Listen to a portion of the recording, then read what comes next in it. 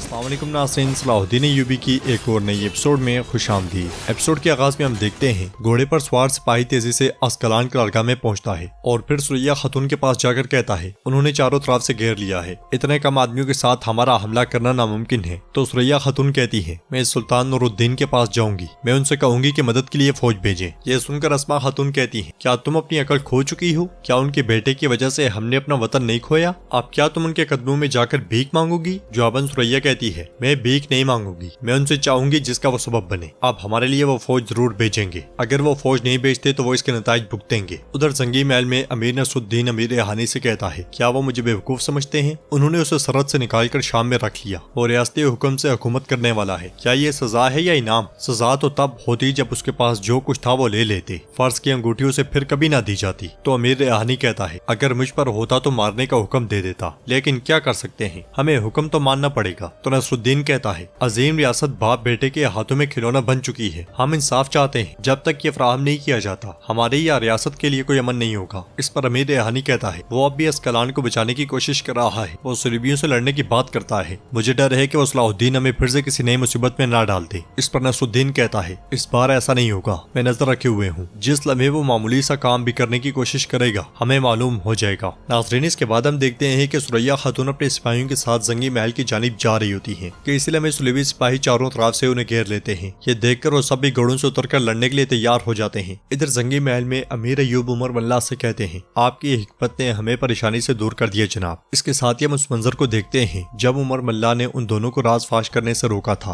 और कहा था कायनात में सिर्फ वही अल्लाह है जो सब कुछ जानता है और जानता है कि क्या करना है। अगर ये रास्ता मुश्किल भी है तो कोई है जो आपका हाथ पकड़ता है। क्या आप इस रास्ते से थक गए हैं या हाथ पकड़ने वाले से? अगर आपने रास्ते पर से उम्मीद छोड़ दी तो जान ले कि ये रास्ता अल्लाह का है। आपने हाथ पकड़ने वाले से उम्मीद छोड़ दी है ना? अगर सलाहुद्दीन आपके नसब से है तो वो आपके रास्ते पर है, यही सही रास्ता है। उमर मल्ला की बातें सुनने के बाद वो पुरसकून हो गए थे। इस ख्याल के बाद अमीर अय्यूब कहते हैं हमने उस रास्ते पर्दा नहीं उठाया। तो उमर मल्ला कहते हैं इस रास्ते के मुसाफिर के तौर पर आपने वही किया जो आपके लिए मुनासिब था अमीर हजरत। तो फातिमा खातून कहती है फिर भी दी गई सजा सलाहुद्दीन के लिए बहुत ज्यादा है, इंशाअल्लाह कोई मसला नहीं होगा। तो उमर मल्ला कहते हैं कभी कभार रास्ते बहुत सख्त हो जाते हैं, वो कभी मकसद की खातिर अपने दिल को जलाकर राख नहीं करता बल्कि वो फौलाद की तरह सख्त हो जाता है, फिक्र ना करें। इसलिए में अमीर वहाँ पे आकर कहते हैं अय्यूब भी हमारे सुल्तान आपसे अकेले में बात करना चाहते हैं, जबकि बहरा खातून ऊपर खिड़की से ये सारा मंजर देख रही होती है। उधर जंगल में एक सुलभी सिपाही सुरैया खातून से कहता है क्या तुम लोग जंगियों से मदद मांगने आए हो ताकि जो बचा है उसे वापस ले सको, पर तुम ऐसा नहीं कर पाओगे। तो सुरैया खातून कहती है हम यहाँ पर मर भी जाएं तो अस्कलान को तुम्हारे लिए नहीं छोड़ेंगे। जवाबन सिपाही कहता है मैं नहीं चाहता कि तुम अपनी जान दो, चलो हम एक मुआहिदा करते हैं। फिर उनकी जानिब बढ़ते हुए कहता है लेकिन सबसे पहले मुझे इस पर्दे के नीचे की खूबसूरती तो दिखाओ। ये कहते साथ ही वो चेहरे से नकाब हटाने के लिए हाथ आगे करता है तो सुरैया खातून उसका हाथ काट देती है और फिर खुद ही चेहरे से नकाब हटाते हुए कहती है लो देखो ताकि मरते दम तक मेरे गुस्से की दहशत तुम्हारी आंखों में रहे। ये कहते साथ ही सुरैया खातून उसे जहन्नुम वासिल कर देती है और वहाँ पे एक जंग शुरू हो जाती है। उधर सुल्तान गुस्से में अमीर अय्यूब से कहते हैं तो आप यहाँ राज फाश करने आए थे और फिर आपका फैसला बदल गया। अय्यूब तुम ऐसा खतरा कैसे मोल ले सकते हो? तुम मेरी आंखों में देख कर ये कैसे कह सकते हो कि ये राज तुम सबको बता दोगे? इस पर अमीर अय्यूब कहते हैं मैंने कहा था सुल्तान अगर सलाहुद्दीन को सख्त सजा मिलेगी तो।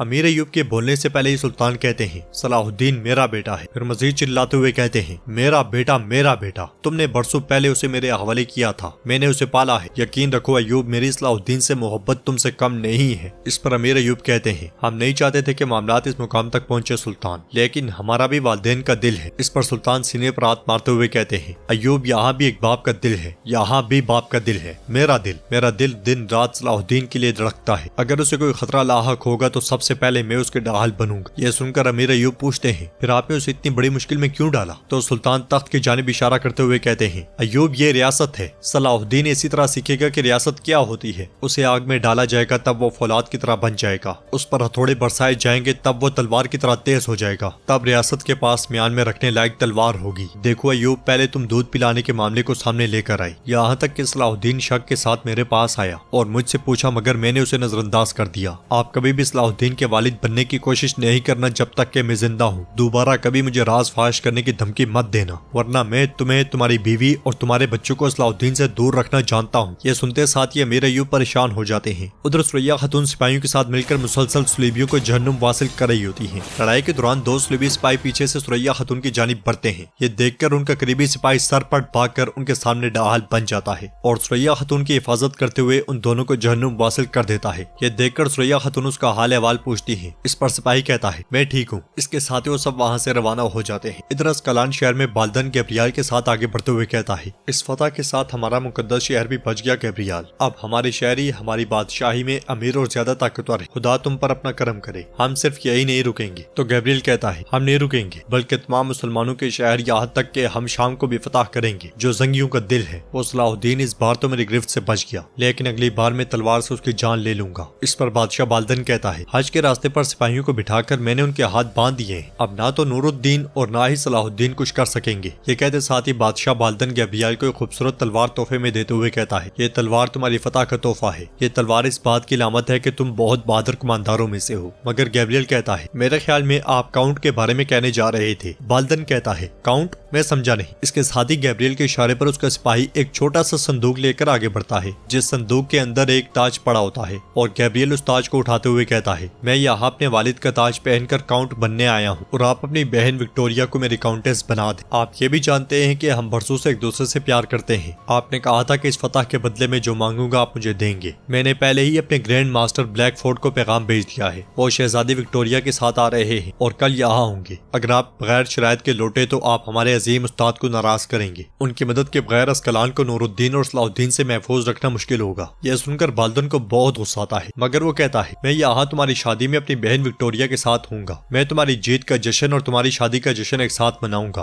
अस्कलान के कमांडर गैब्रियल, मुझे उम्मीद है कि तुम भी मेरी बात मानकर नूरुद्दीन खतरे के खिलाफ हिफाजत करोगे। जवाबन गैब्रियल कहता है आप फिक्र ना करें, जैसे सलाहुद्दीन के पंजे से अस्कलान लिया, मैं नूरुद्दीन से जो चाहूंगा वो हासिल करूंगा। उधर जंगी महल में सलाहुद्दीन यूबी सुल्तान के पास आकर कहते हैं अगर आप मुझे जेल में डाल देते तो मैं परेशान ना होता। आपने मुझे ऐसी सजा क्यों दी बाबा? तो सुल्तान कहते हैं क्या तुम मुझसे पूछ रहे हो सलाहुद्दीन? मैंने तुम्हें क्या बताया था? अगर तुम अस्कलान को बचा पाते तो बाल्दन अपने सिपाहियों को हज के रास्ते पर ना बिठाता, वो हमारे सामने झुकने पर मजबूर होता। दीवान में भी ऐसा नहीं होता। इन वाकयात को सजा नहीं बल्कि इनाम समझा जाता है। जवाबन सलाहुद्दीन यूबी कहते हैं मैं हर चीज का जिम्मेदार हूँ, अगर कोई कमजोरी है तो वो मेरी है, इसकी तलाफी करना मुझ पर मुनसिर है। ये सुनकर सुल्तान कहते हैं तुम अब तक किस तलाफी की बात कर रहे हो सलाहुद्दीन? तो सलाहुद्दीन यूबी कहते हैं इंसान हारने से नहीं बल्कि वो पीछे हट जाने से हारता है बाबा। उन्हें जब हमसे हमले की तवक्को नहीं, हमें बिल्कुल वही इकदाम करने की जरूरत है। इस पर सुल्तान कहते हैं कदम उठाने के लिए सही वक्त का इंतजार करना जरूरी है। तो सलाहुद्दीन यूबी कहते हैं बाबा वक्त ही तो नहीं है, जितना ज्यादा इंतजार करेंगे वो उतने ही ज्यादा मजबूत होंगे। यह सुनकर सुल्तान कहते हैं मेरे फैसले पर अमल करो सलाहुद्दीन, मेरे इल्म में लाए बगैर कुछ भी करने की कोशिश ना करना। इसलिए में एक शख्स वहाँ पे आकर कहता है मेरे सुल्तान अस्कलान की सुरैया खातून आपसे मिलना चाहती है। यह सुनते साथ ही वो दोनों तेजी से आगे बढ़ जाते हैं। सुल्तान के दीवान में चले जाने के बाद सुरैया खातून को दीवान में जाने की इजाजत दी जाती है और दीवान में आने के बाद सुरैया खातून सलाम करती हैं। तो सुल्तान कहते हैं अस्कलान के नुकसान ने हमें गमजदा कर दिया सुरैया खातून, बोलो मैं तुम्हारी बात सुन रहा हूँ। तो सुरैया खातून कहती है शहद कहने से मुंह मीठा नहीं होता,